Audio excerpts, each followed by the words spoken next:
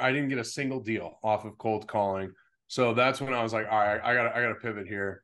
So turned to digital marketing, created my website, did extensive research for like, what keywords I need to be pushing for. And it was about 3 months after I started, I think it was about in the beginning of February, I got my first lead that turned into my first deal. I'd like to show you why knowing your why is the start of your journey. Without a strong why, it can be so difficult to reach your maximum potential. My name is Dr. Jason Ballara, and every week I meet with real estate investors and mindset specialists that are taking action in order to build a life according to their own terms. We will break down what drives successful people and allows them to achieve at such a high level. If you are a professional wanting to break through, or simply someone that wants to hear an inspiring story, the Know Your Why podcast is made for you. Hi everyone, I'm Jason Ballara and this is the Know Your Why podcast. Today I'm here with Tristan Petricca. Tristan's a serial entrepreneur based in Scottsdale, Arizona. He's always had a passion for helping others, which fueled his desire for starting his first digital marketing agency.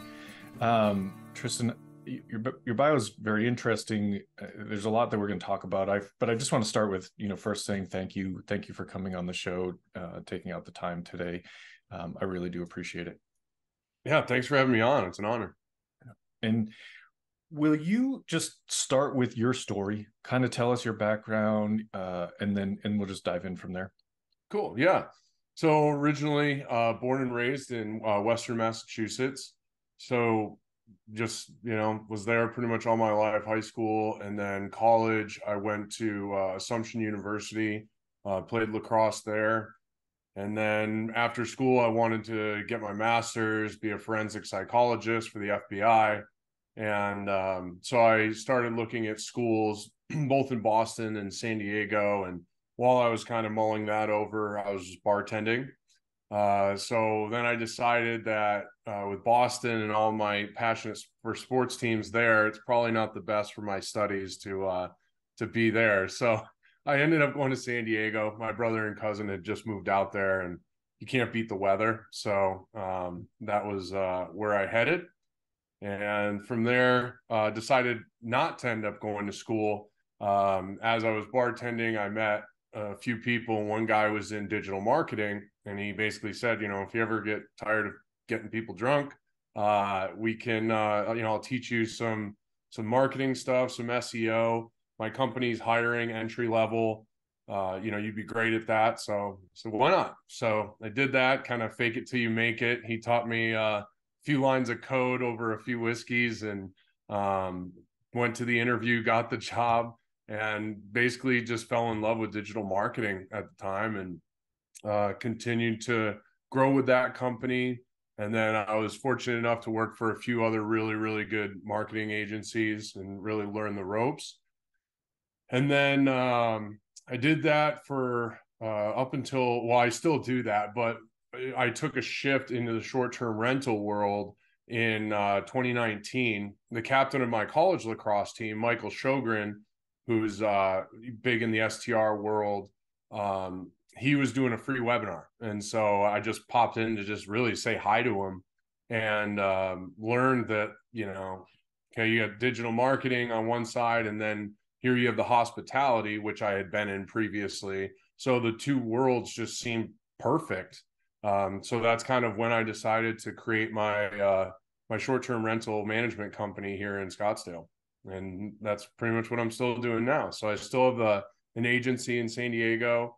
We primarily do turnkey websites and marketing solutions for doctors, mostly dentists, optometrists, some veterinarians, and then the short-term rental thing on the other side. Oh, it's awesome. So many parallels here. What part of I'm from Massachusetts as well. So Okay. when you said Western Mass, I'm like, what part did you come from? Where did you grow up?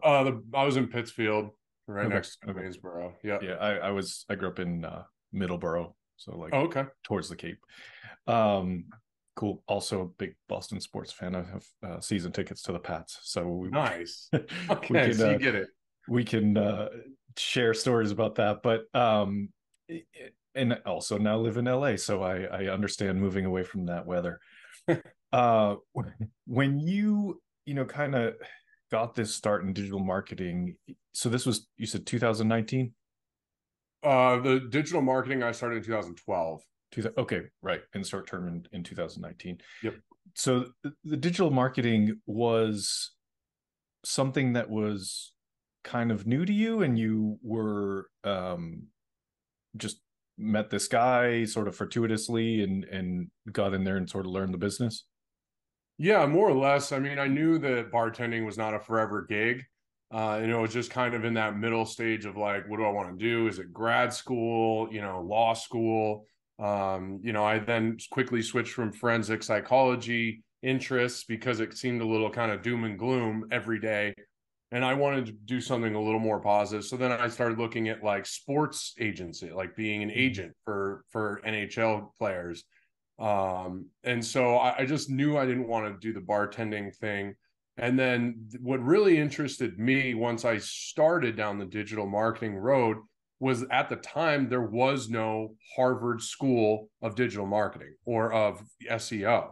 Yeah. And so to me, that was really cool how anybody could become the best at, SEO, at digital marketing, just based on looking at trends and A and B testing and reading what, experts are saying. It just seemed really cool that you didn't need a piece of paper on the wall to be, seen as an expert, one of the go-to people in the industry. So that's kind of how I fell in love with it. And then very quickly, I started helping out, being in San Diego. I started helping out a lot of veterans, a lot of Navy guys who were getting out of the service and starting businesses with their trades. Some were CBs, so they got into construction, and others had fight gyms. And so they came to me quickly, like to rebuild a website or to help them with their marketing. And so I very quickly fell in love with the fact that I could help small business and help these people who served our country, doing what I love to do and helping them grow a business to help them support themselves and their families.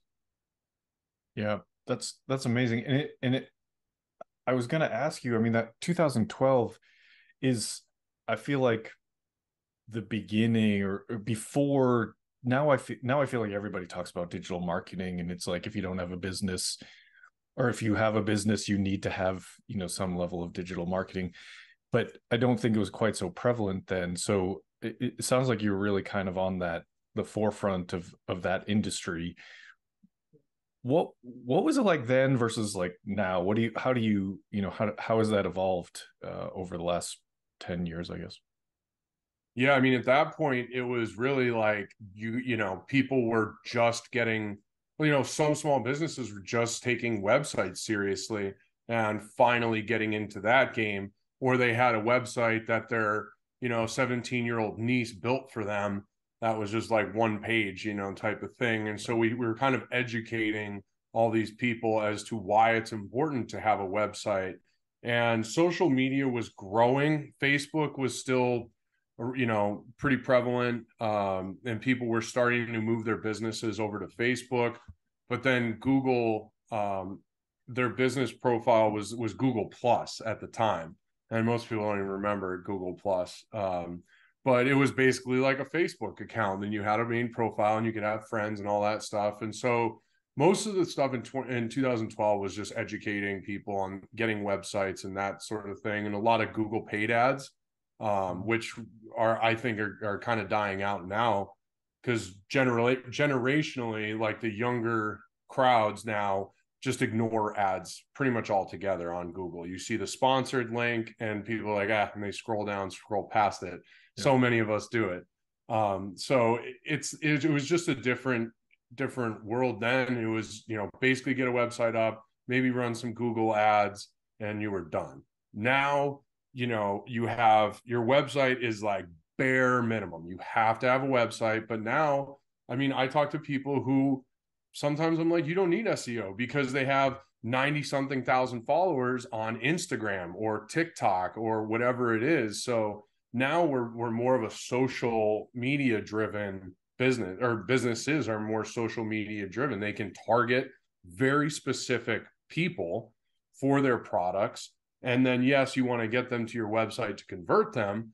But for the most part, you just see a huge push in people spending money on videographers and photographers and media specialists who can take an hour-long video and chop it up and create 2 months worth of content to go out as little reels or TikToks or whatever it may be.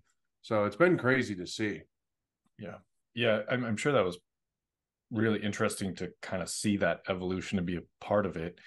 And so then you sort of discovered short-term rentals, and you said, I mean, I as soon as you said that, I was like, of course these two things go together. Like that makes total sense. It's especially, again, I feel like that's like evolving more and more. It's if you don't have a good online presence for your short-term rentals, you're not going to do well. People, you know, the market is fairly saturated, and without being you know, kind of without standing out digital, because I mean, it's, you've got to have a nice property, but you've also got to be able to make people aware of that. So talk to us about your kind of journey into that, into short-term rentals, how that started, what, you know, kind of what form that's taken for you.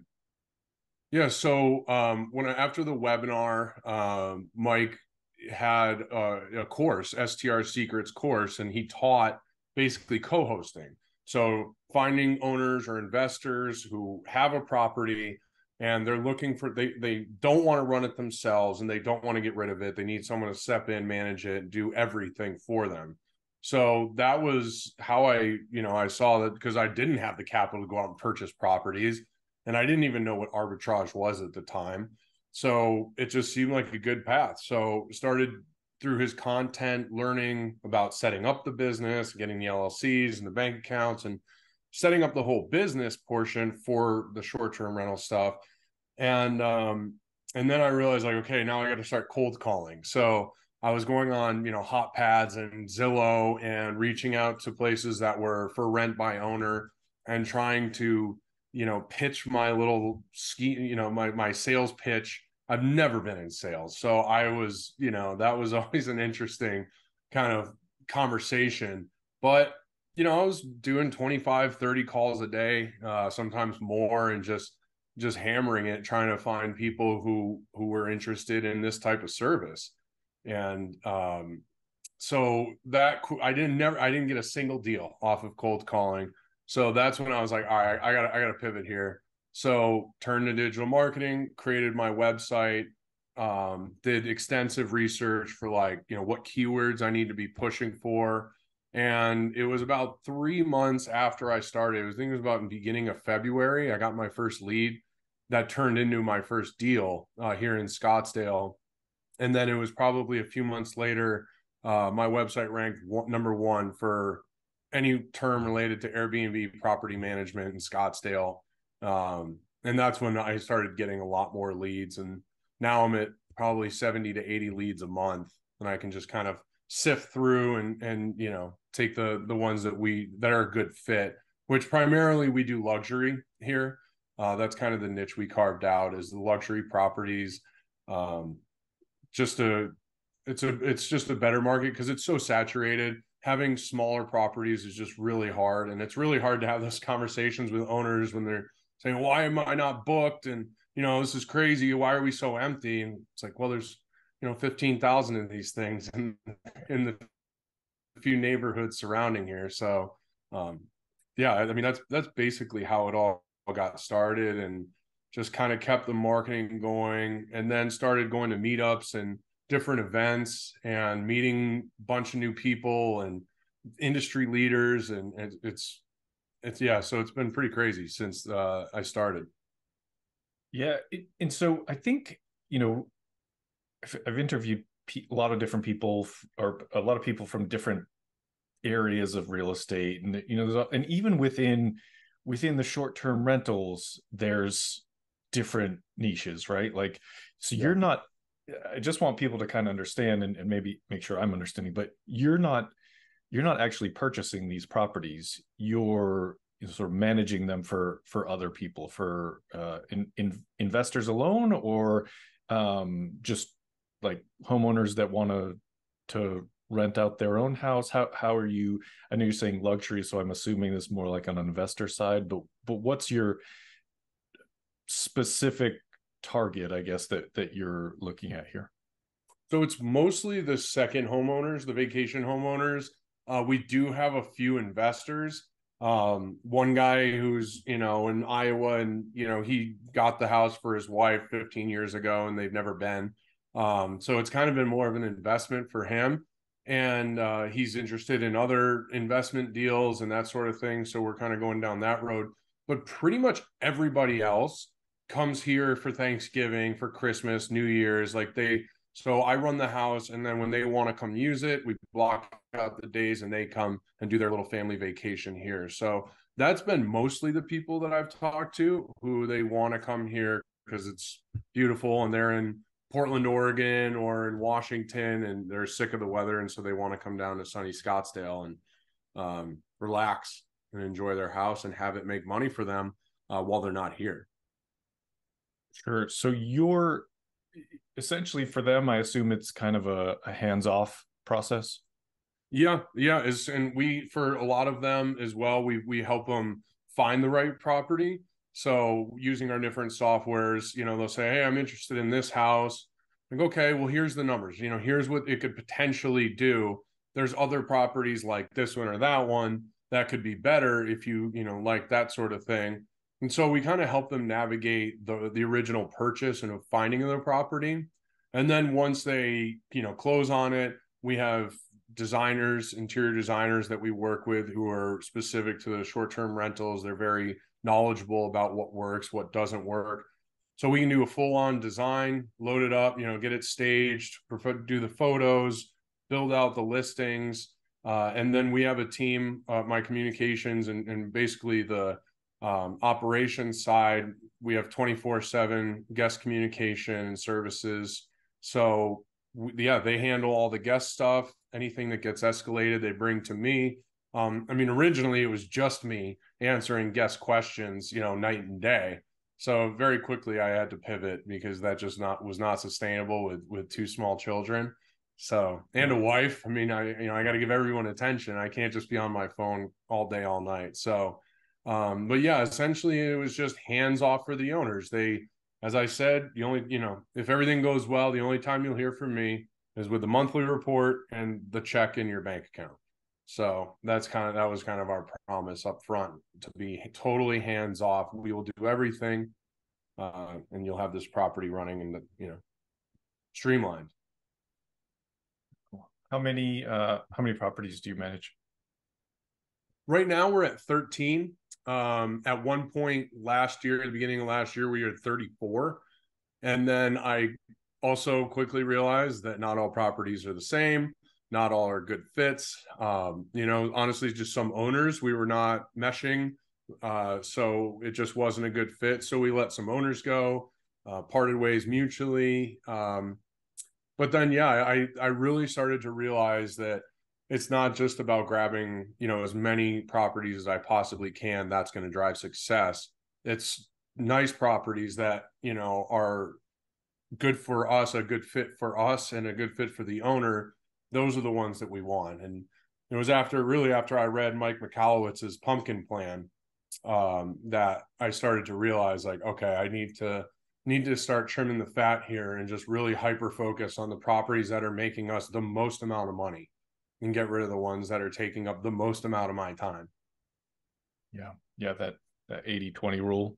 Yep, exactly. Yeah. And so, it's a fascinating business model. And again, just like just another example of how within real estate, you can find a way to sort of make it work, create a business, however that, fits with your skill set. So, having a background in digital marketing is, I think, going to be hugely useful in the short-term rental world, and being able to appropriately market them and get them, keep occupancy up at these properties.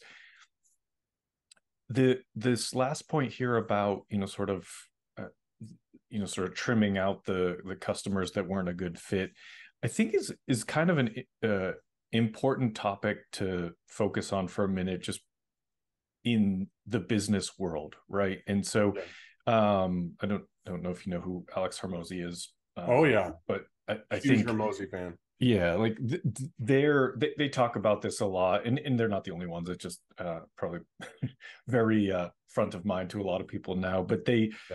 the idea of just, you don't necessarily running your business in such a way where you're just looking for as many customers as possible or as many sales as possible, like, isn't necessarily always the best thing for yourself and your business. You need to look at maximizing what provides the best return for your business, right? And like for you, as you said, with children and a wife, if what you're doing is taking up all your time away from the things that are important, including maybe the higher return customers and things like that, but also family.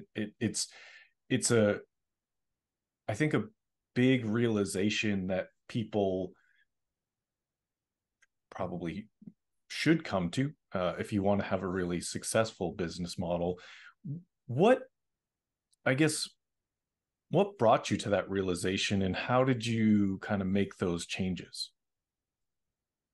Yeah, I mean, it was just I knew because there was so many days I was just driving around the properties to fix like little rinky-dink issues. Some of the properties weren't in the greatest shape to begin with, so we kept running into roof leaks and things like that. And so I was just spending my time like in non-income generating tasks. That's all I was doing, was driving around just putting band-aids on stuff. And I just realized, like, this is not how I'm going to achieve my goals. Like, doing this stuff is not how I'm going to achieve my goals. And I didn't have the money to throw at it and hire, a bunch of people to go do this for me. I had to figure out a different way. So I can't throw money at it, and I don't want to throw time at it. So that's kind of when, I talked to a lot of people, and always we're talking about different books. And that's when the pumpkin plan came up, and then you're like, you really gotta look into this. And so I just fell in love with that concept, and it just made perfect sense. So if anyone, has not read that book and you're in business, like, absolutely check it out, because it just changed the way I looked at all of it. And it was really uncomfortable to take that step and let a bunch of money out the door, but my numbers almost didn't change. And in fact, for some months they actually went up, because I was spending my time on really those top 20% of the properties that were generating 80% of the revenue, and they were just killing it. And the more time and effort I put into those, the more they were doing, and the easier my life got. So it's just, and I learned that too with the owners, because some owners, I was trying, because I was early on, and you want to be a people pleaser, and you want to make everyone happy and bring on all these new clients and keep them all happy, but they all have different needs, different wants. So I was just juggling, dozens of balls in the air all the time, putting out different fires. And I just realized, like, and after talking with people much wiser than me, I realized, like, no, stay in your lane of what you do. And if they don't like that, then it's not a good fit, and that's okay. And so I really started to put my foot down and be like, I know you want this, but that's not what we do. I'm really sorry. I wish you the best of luck. And, sure enough, like, in some cases, probably 30% of the time, those people revisited my inbox 4 months later, 5 months later. Okay, we'll do it your way. Let's just move forward. We'll do it your way. Whatever you want to do, you do it. Because they went to someone else who wasn't doing it as well, or whatever the issue was. And, so I learned, like, no, stay in your lane, stick to your values and what your core values for your company, and just don't bend if you really don't have to, because that's when just things get so complicated in any business. When you step out of your, what you do best and try to please everyone, you please no one. Yeah. That's a great point right there, is just because not every customer is going to have the same, sort of ideal of how it all looks, or, you know, same as you said, like they're not going to want to run things exactly the same way. And so if they're not doing it your way or what you're optimized for, then it just ends up being, you know, kind of a huge headache for you, and probably an unhappy customer. So it's just the idea of it being a more of a fit issue is exactly right. You know, I think definitely, you know, people get caught up, I think, especially when you're in the beginning and you said you want to please people, you want to make customers happy, you get in that, you know, sort of hamster wheel of just, oh, I got to do this. If I make this little tweak over here, I can make that person happy. Well, now I have to turn it, you know, this, and it's just, it becomes overwhelming, and then you can't actually make anyone happy because you're, you know, sort of doing things so different, and you're not really streamlined for the process that you're trying to put out there. So I think that's great. I haven't actually read that book. It's sounds very interesting. The principle is basically the idea, the whole pumpkin thing comes from state fairs and the pumpkin competitions, who can grow the largest pumpkin. And basically what happens is these farmers go to these events where they sell the seeds, and a single seed for these giant pumpkins can be like $1,800 for one seed. And so they'll buy the seeds, they'll start growing pumpkins, and along the vine, other pumpkins will show up. And so very quickly, they have to identify the top pumpkin in the patch. And once they do, anything that grows on that vine, they chop off. All resources, every nutrient has to go to that one pumpkin, or else it's not going to be a winner. And so he just parallels that to business. You know, don't get distracted by all these little things. Stay focused on the main goal, on what that is. And if anything comes around, like, you got to just chop it off. You got to stay hyper focused on what you're doing. And that's kind of the dumbed down Cliff Notes version. But that's essentially what it's about. Yeah. I mean, it's a great point, and a great, I guess, philosophy towards business. I think it makes a lot of sense, and it probably helps in preserving your own sanity as well, in terms of, you know, I think a lot of entrepreneurs get caught in that sort of run around, trying to make everybody happy. So you're doing this, you're still working, you're still working as a, or you're still taking clients for digital marketing? I know you said, sort of in the medical space. Yeah. So that company, which is based in San Diego, so I am COO, and I basically just do, you know, anything operations, streamline new softwares, things like that, and just kind of oversee all of our development. And then we do have a sales team, and they do a killer job. They fly all over the country. We primarily just sell at those conventions. So they'll go set up a booth in convention halls and talk to doctors that are there, office managers. So I do quite a bit of that. I'm still, you know, when we originally started the company, our plan was like 5 years, and then let's sell or do something and go do something else.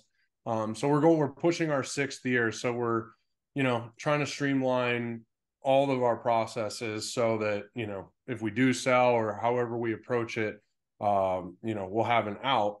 But for now, you know, I spend a good 30, 40 hours doing that stuff.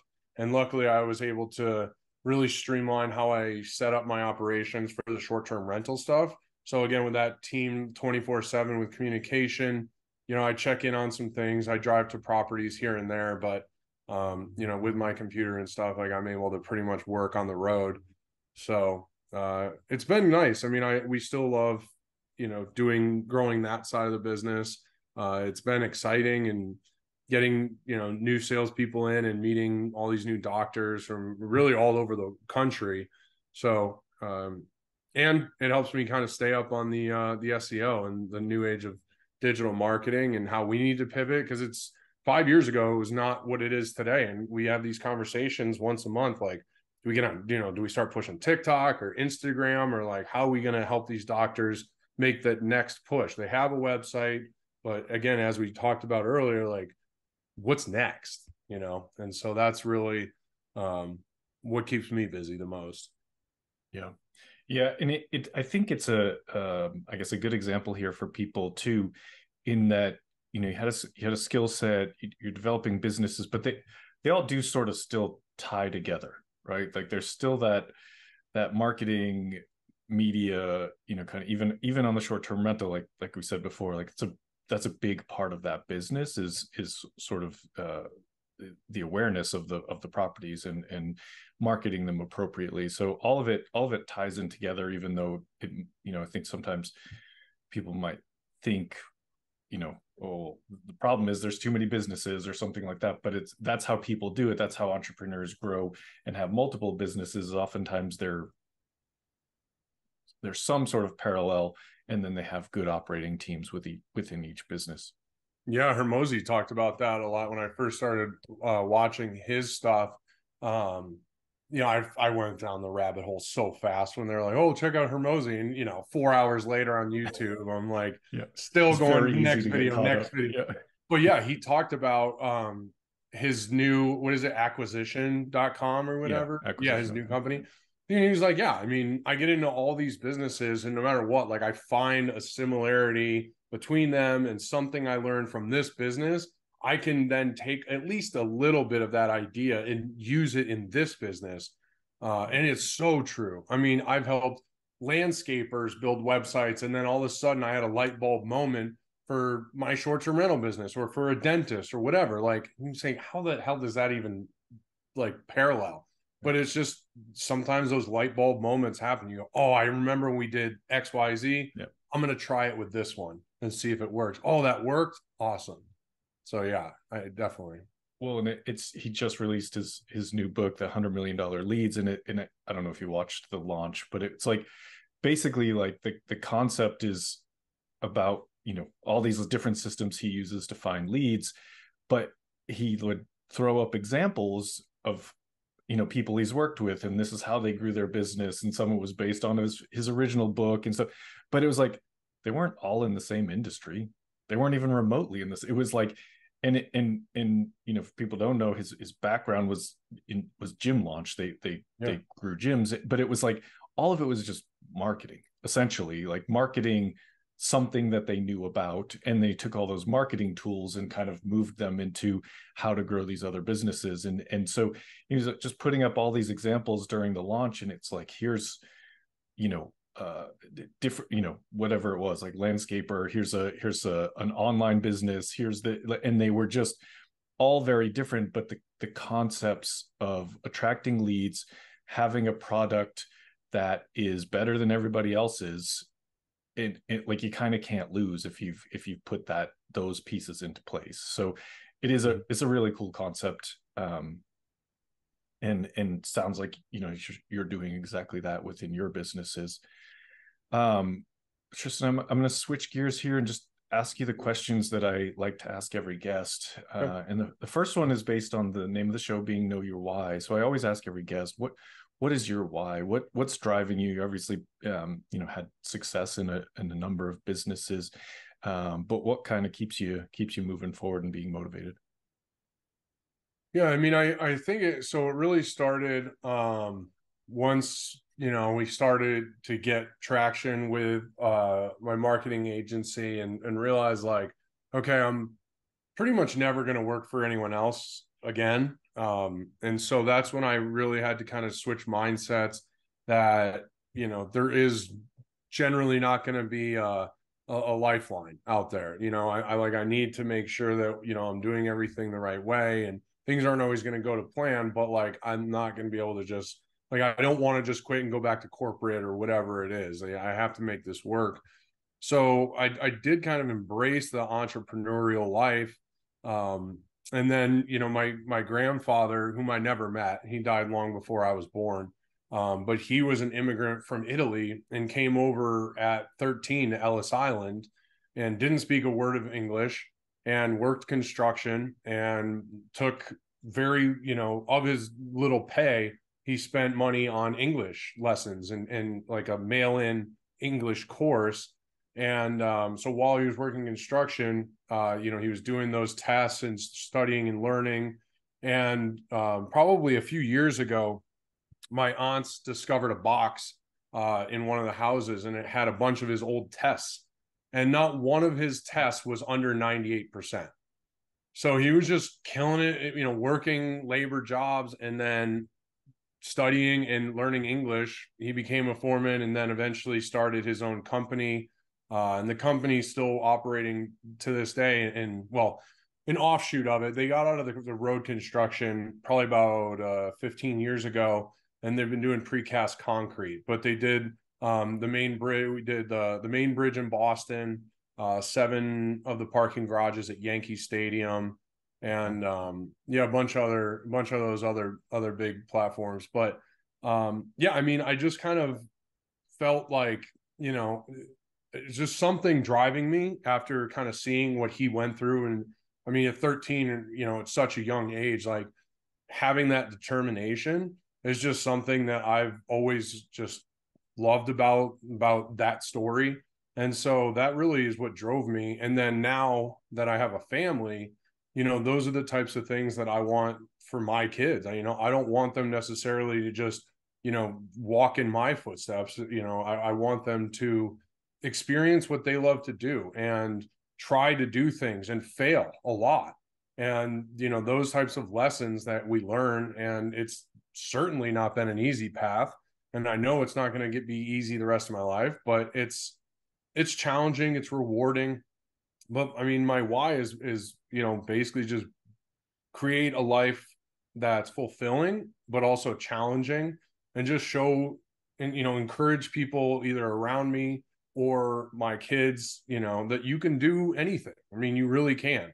You can, if you want to do this or you want to do that job, like find a mentor, pay to learn, or give your services to learn and learn it, and, just keep moving forward. So that's, basically what drives me now. Yeah, it's fantastic. Love the story about your grandfather. It just shows, what, if you're willing to put in the work, there's virtually nothing you can't accomplish. So it's very cool to have that sort of inspiration in your background. Yeah.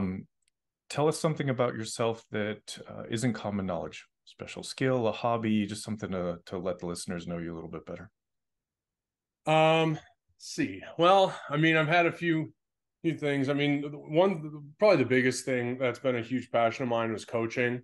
So I coached high school lacrosse, won a state championship in San Diego in 2013.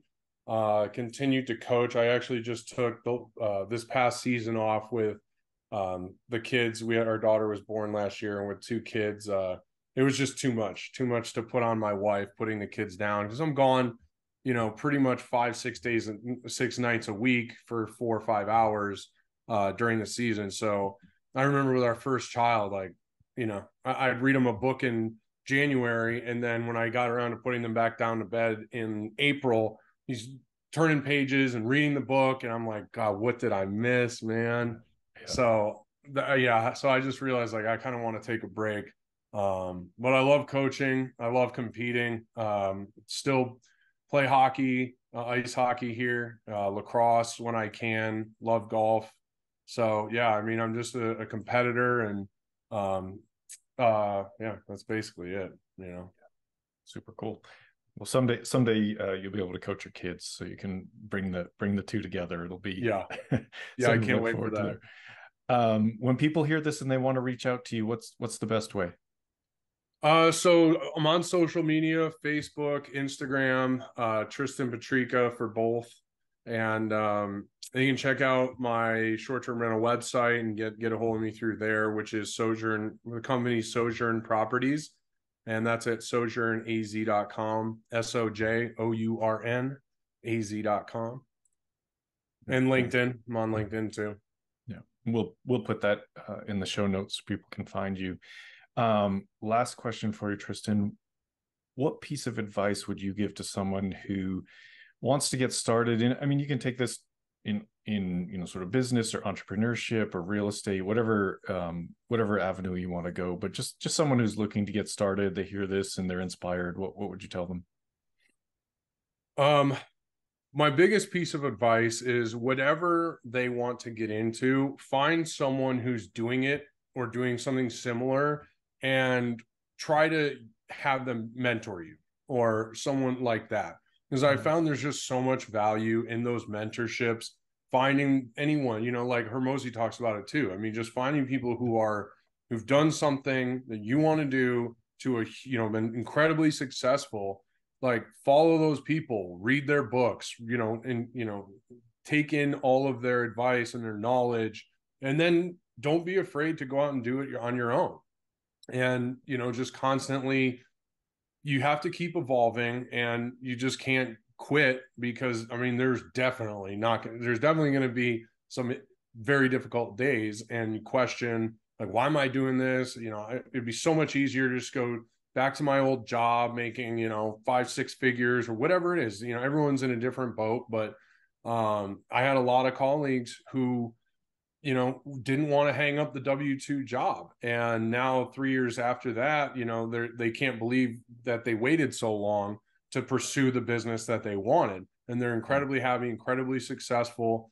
So it's a huge leap of faith, but I'd say go out and pursue it. And there's a famous Steve Harvey video, I think you can YouTube Steve Harvey jump, and he talks about jumping off proverbial cliff, and your chute won't open right away, and you're going to bounce off the cliff a few times, and but eventually you just have to have faith that it's going to work. And so yeah, check out that video, because he says it a lot better than I can. But that's what I try to teach the kids I coach and my friends that are getting into new business, is like, find what you want to do, find someone doing it well, and just pursue it, and don't quit. You may have to pivot here and there, as I did, but continue on the path and be sure of your goals. Write them down, study them. Don't just write them down once and stick them in your desk. Like, focus on your goals, put them on your wall, get a whiteboard, write them down. Like, you have to be hyper focused on your goals, or you're not going to move the needle. Yeah, I love that. That is great advice. Perfect way to wrap this up. Tristan, thank you so much for coming on the show and being a part of this and sharing your story. I really appreciate it. I think a lot of great stuff there for people to learn from. Well, it's been a pleasure. Thank you for having me. Yeah, absolutely. Folks listening, I know you're going to love this. We'll put Tristan's information in the show notes so you can reach out to him. Please go ahead and like, rate, and review the show so we can get more great guests. And thank you all for listening. I'd like to show you why knowing your why is the start of your journey. Without a strong why, it can be so difficult to reach your maximum potential. My name is Dr. Jason Ballara, and every week I meet with real estate investors and mindset specialists that are taking action in order to build a life according to their own terms. We will break down what drives successful people and allows them to achieve at such a high level. If you are a professional wanting to break through, or simply someone that wants to hear an inspiring story, the Know Your Why podcast is made for you.